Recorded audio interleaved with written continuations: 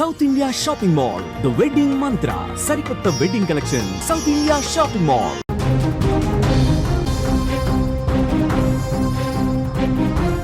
Breaking news చూస్తున్నాం. Russia దాడులతో జెలెన్స్కీలో భయం కనిపిస్తోంది.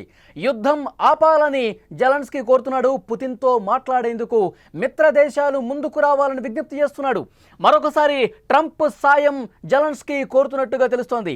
ఇప్పటికే ట్రంప్ మాటను ఏమాత్రం లెక్క చేయట్లేదు పుతిన్.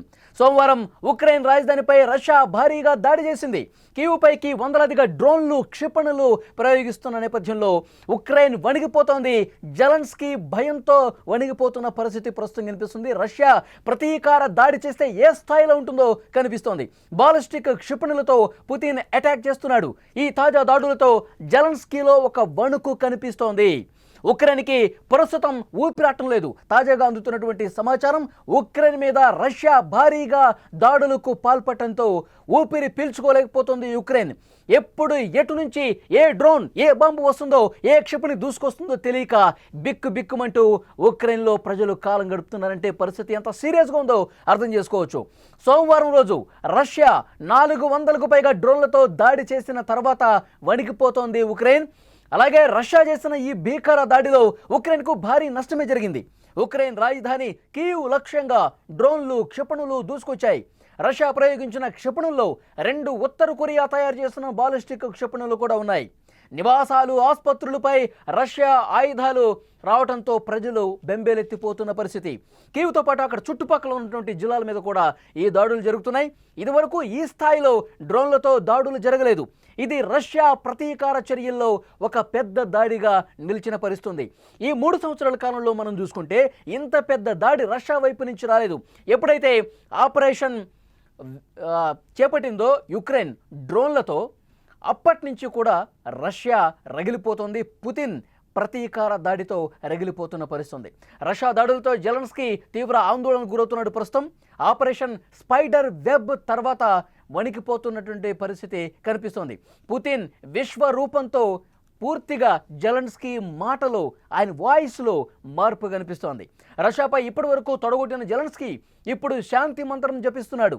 పుతిన్కి చెప్పి యుద్ధం ఆపించాలని కోరుతా ఉన్నాడు. ఈ మేరకు మిత్ర దేశాల సాయం కూడా కోరుతున్నటువంటి పరిస్థితి. ప్రపంచం నిశ్శబ్దంగా ఉండొద్దని, పుతిన్పై ఒత్తిడి తేవాలని జెలెన్స్కీ కోరుతున్నాడు.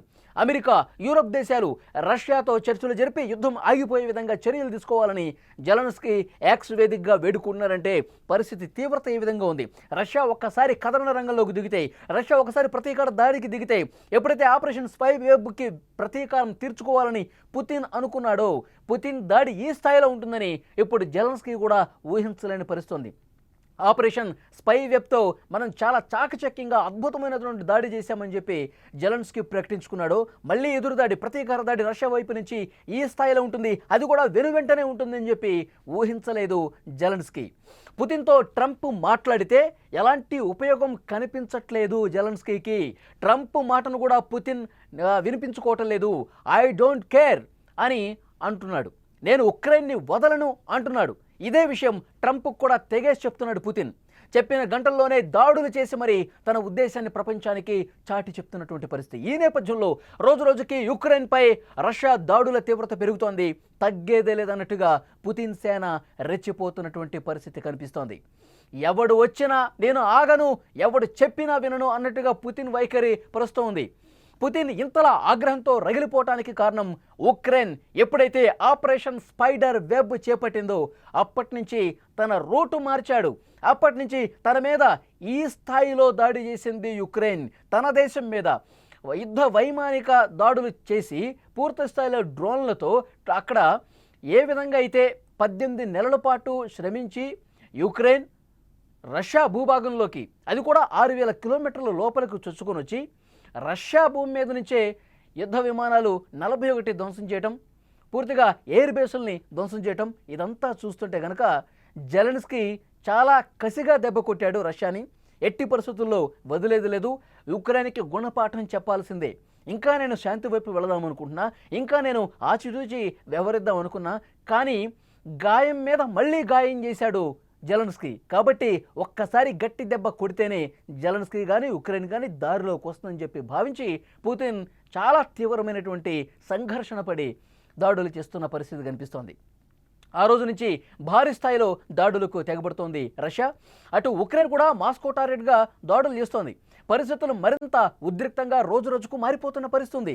ట్రంప్, యూరోప్ దేశాలు బరిలోకి వస్తాయా, పుతిన్ను బతిమాలతాయా, బెదిరిస్తాయా అనేది ఇప్పుడు ఆసక్తిగా మారింది. మరి ముందు ముందు ఏం జరుగుతుందో చూడాల్సినటువంటి అవసరం ఉంది. జెలెన్స్కీ అయితే చాలా స్పష్టంగా వణికిపోతున్నాడు జెలెన్స్కీ. ఎందుకంటే యుక్రెయిన్ రాజధాని కీవ్ మీద వరుసగా దాడులు చేస్తూ ఉన్నటువంటి పరిస్థితి.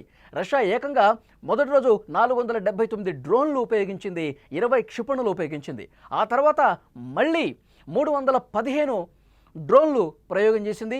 ఆ తర్వాత ఇంకొన్ని 23 నార్త్ కొరియాకి సంబంధించినటువంటి క్షిపణులు కూడా యుక్రెయిన్ మీద, ముఖ్యంగా రాజధాని ప్రాంతంలో, జనావాసాలు ఉండే ప్రాంతాల్లో, ఆసుపత్రులు ఉండే ప్రాంతాల్లో కూడా ఈ దాడులు జరుగుతున్న పరిస్థితి. సో ఈ నేపథ్యంలోనే జెలెన్స్కీ గజగజ వణికిపోతున్నాడు. ఈ యుద్ధాన్ని వెంటనే ఆపాల్సినటువంటి అవసరం ఉంది, ఎవరైనా కలగజేసుకోవాల్సినటువంటి అవసరం ఉంది.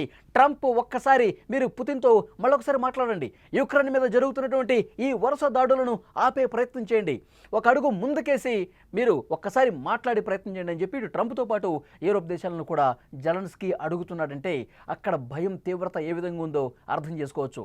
ఎందుకంటే పుతిన్ ఒక్కసారి ఆయన ప్రతీకారంతో దాడులు మొదలు పెడితే ఈ స్థాయిలో ఉంటుందని చెప్పి జెలెన్స్కీకి ఇప్పుడు అర్థమవుతోంది.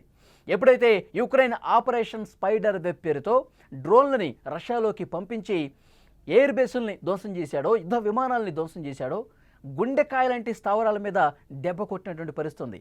ప్రతీకారంతో రగులుతున్నాడు పుతిన్.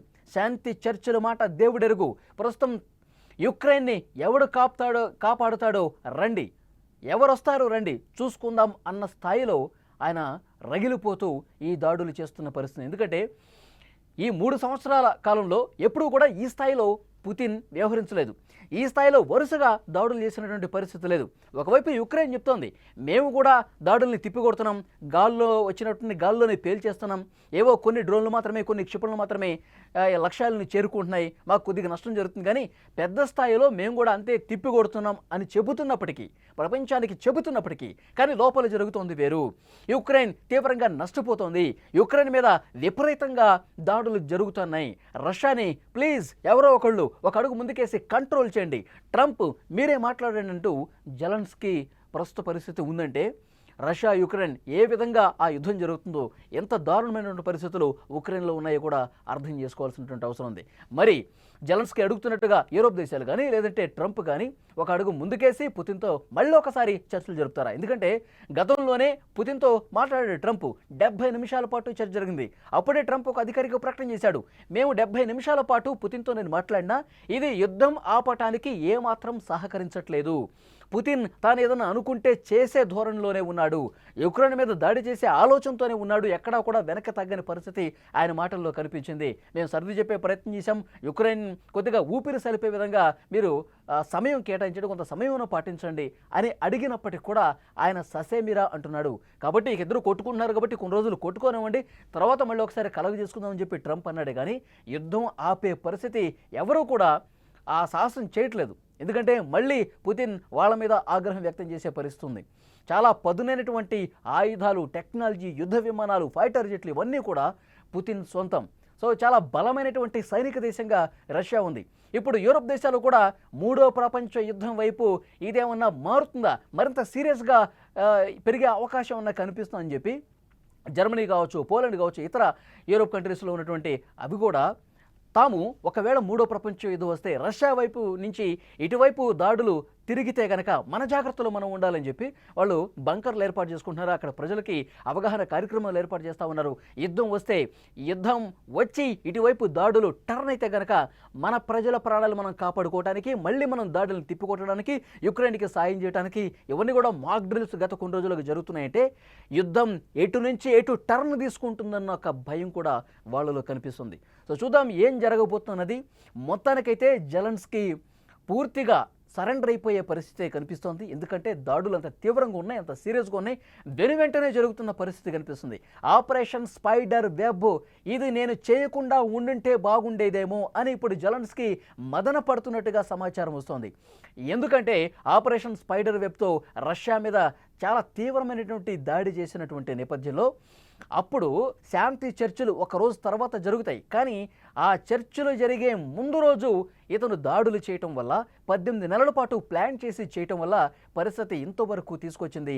రష్యా ఇంకా ఆగట్లేదు, కథన రంగంలోకి దూకి ముందుకి వస్తుంది. యుక్రెయిన్ ప్రధాన నగరాల్లో ముఖ్యంగా రాజధాని కీవ్ మీద వరుసగా దాడులు చేస్తుంది. జనావాసాల మీద దాడులు జరుగుతూ ఉన్నాయి, ఆసుపత్రుల మీద దాడులు జరుగుతున్నాయి.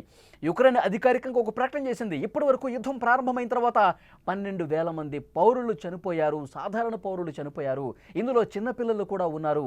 దీన్ని ఐక్యరాజ్య సమితి కూడా ధృవీకరించినటువంటి పరిస్థితి.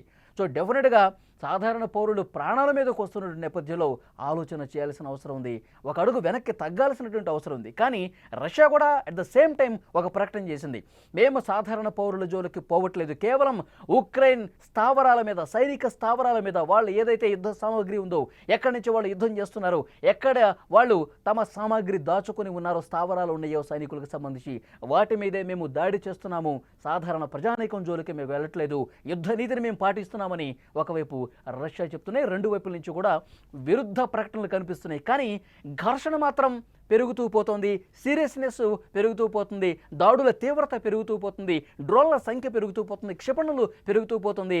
రష్యా వైపు నుంచి బాలిస్టిక్ క్షిపణులు నార్త్ కొరియాకు సంబంధించి పెరుగుతూ పోతున్నాయంటే, దాడుల తీవ్రత పెరుగుతుందంటే ఇది నిజంగా అంతకంతకు పెరిగి మూడో ప్రపంచ యుద్ధానికి దారితీస్తే, మిత్ర దేశాలన్నీ కూడా యుక్రెయిన్కి సపోర్ట్ చేసే రంగంలోకి దిగితే, ఇటు రష్యాకు సపోర్ట్ చేసే దేశాలు కూడా కలిసి వస్తే కనుక అది మూడో ప్రపంచ యుద్ధం ఇక ఆపే పరిస్థితి లేదు. చాలా తీవ్ర నష్టం ఈ ప్రపంచం ఎదుర్కొనే అవకాశం కనిపిస్తోంది. సో దీన్ని ఆపే ప్రయత్నాలు ఎవరు తీసుకుంటారు? జెలెన్స్కీ అడుగుతున్నట్టుగా ట్రంప్ కానీ, తర్వాత యూరోప్ కంట్రీస్ కానీ, మిత్ర దేశాలు కానీ ఎవరన్నా మళ్ళీ పుతిన్తో చర్చలు జరుపుతారా? మరి చర్చలు జరిపిన పుతిన్ వినే పరిస్థితి ఉందా? ఇవన్నీ కూడా కాలమే సమాధానం చెప్పాలి.